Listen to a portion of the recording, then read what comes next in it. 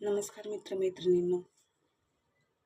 तर बघा, मी बरेच दिवस झालं म्हणजे 1 महिना माझा असाच गेला. मी जास्त व्हिडिओ करू शकले नाही किंवा व्हिडिओ अपलोड पण मी जास्त काही केले नाही. त्याचं एकमेव कारण म्हणजे माझी तब्येत बरी नव्हती. मला नीट बोलता अजूनही माझं म्हणजे आवाज वगैरे व्यवस्थित येईना झाला आहे. माझी म्हणजे खूपच तब्येत डाऊन होती. पण आता मी केली आहे सुरुवात हळूहळू एखादा शॉर्ट व्हिडिओ मला जसं जमेल तसं मी टाकण्याचा प्रयत्न करेन. पण मित्रांनो, जेव्हा मी आजारी होते ना, तेव्हा या काळात मला एक अशी गोष्ट कळाली, की म्हणजे माणूस खरंच कधी कोण कोणाचं नसतं.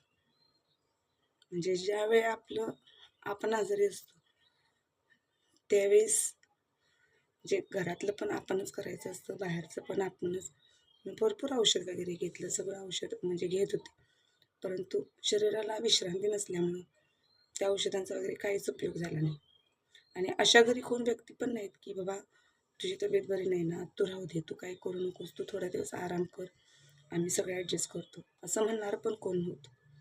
पण शेवटी जर जास्तच तब्येत बिघडल्यामुळं मी माहेरी आठवडाभर राहण्याचा निर्णय घेतला आणि नंतर मग सलाईन वगैरे चालू होत्या.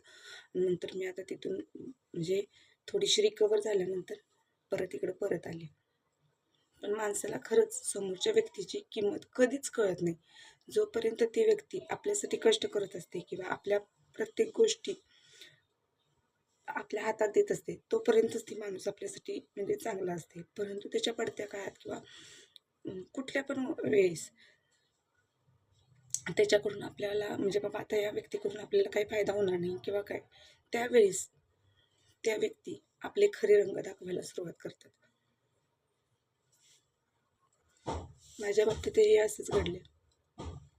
माणसाला कसं असते, समोर असलं ना, आई करत्यात, हे काम कर, ते काम कर, सगळं कर, घरातलं सांभाळ, बाहेरचं सांभाळ, सगळं कर. पण त्या व्यक्तीकडून समजा म्हणजे कशाचे आपल्याला म्हणजे पैसे वगैरे मिळत असतात, तोपर्यंत ती व्यक्ती आपल्याशी गोड असते. पण जेव्हा त्यांना कळतं की ह्या व्यक्तीकडून आपल्याला काही मिळणार नाही, तेव्हा ती व्यक्ती आपोआप त्या व्यक्तीकडे दुर्लक्ष करतात. म्हणजे हे कलियुग आहे. ह्याच्यामध्ये असं चालतं मला, म्हणजे यात काय विशेष वाटणं असं हे नाही. पण सध्या सगळीकडेच हा प्रकार चालू आहे. ज्याच्या खिशात पैसा असतो ती व्यक्ती सर्वांसाठी चांगली असते आणि जो गरीब असतो